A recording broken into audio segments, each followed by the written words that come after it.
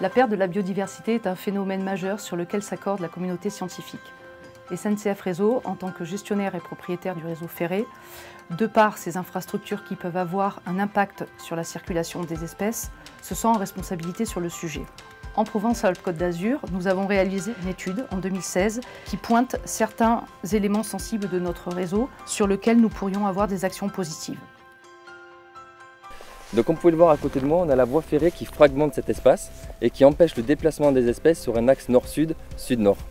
Donc dans le cadre de l'amélioration des continuités écologiques aux abords du réseau ferré, après plusieurs études notamment menées par la LPO PACA, nous avons identifié cet espace comme étant un espace de conflit à remettre en état afin d'améliorer le passage des espèces via des ouvrages hydrauliques sous voie que vous avez derrière moi.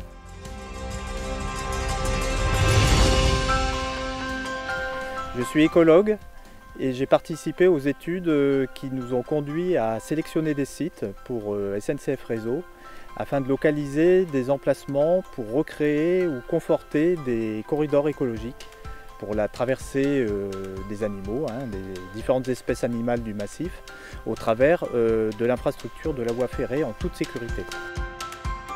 Donc on a localisé des endroits où créer des mares. Alors créer des mares, c'est des choses qui sont importantes, c'est des milieux humides qui sont favorables à plein d'espèces. On pense tout de suite aux amphibiens qui vont se reproduire à l'intérieur des mares, mais aussi à la faune terrestre. Donc c'est des opérations de génie écologique qui sont réalisées de manière à créer ces mares au début de manière artificielle, mais avec le temps, c'est des zones qui vont se renaturer. Donc on a ce site ici, mais on a également d'autres sites, par exemple celui de Fos ou précédemment Aubagne-la-Sauterre.